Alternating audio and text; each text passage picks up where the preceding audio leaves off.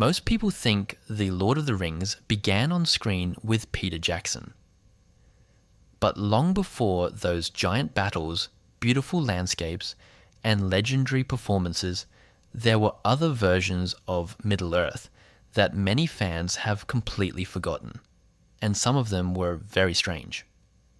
One of the most famous early versions came in 1978 when Ralph Bakshi created an animated Lord of the Rings movie. But this was not bright, clean cartoon animation. It had a darker, stranger look because it used a technique called rotoscoping, where live action footage was traced over to create animation. The result felt weird, dramatic, and almost dreamlike. That movie covered much of the Fellowship of the Ring and the Two Towers, but it never finished the whole story. So fans were left with an incomplete version of the journey. Then came the 1980 animated Return of the King by Rankin Bass. This version was made for television, and it had a very different tone. It included songs, a more fairy tale style, and a much softer look than what modern fans expect from Mordor, Sauron, and the final battle for Middle-earth. But maybe the strangest forgotten version was the Soviet adaptation called Khraniteli. It aired in 1991 and was based on the Fellowship of the Ring.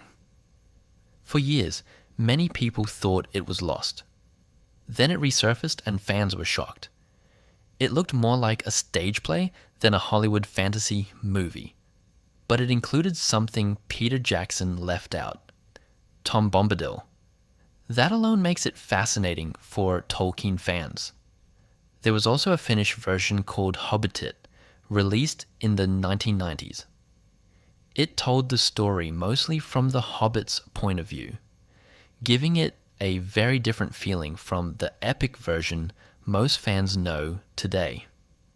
So before Peter Jackson made The Lord of the Rings a worldwide blockbuster, Middle-earth had already been animated, televised, reimagined, and nearly forgotten. Some versions were strange, some were low budget, some were incomplete. But they all show one thing: Tolkien's world was too powerful to stay on the page.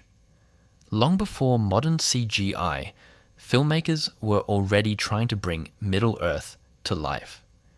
And that forgotten history is part of what makes The Lord of the Rings so legendary.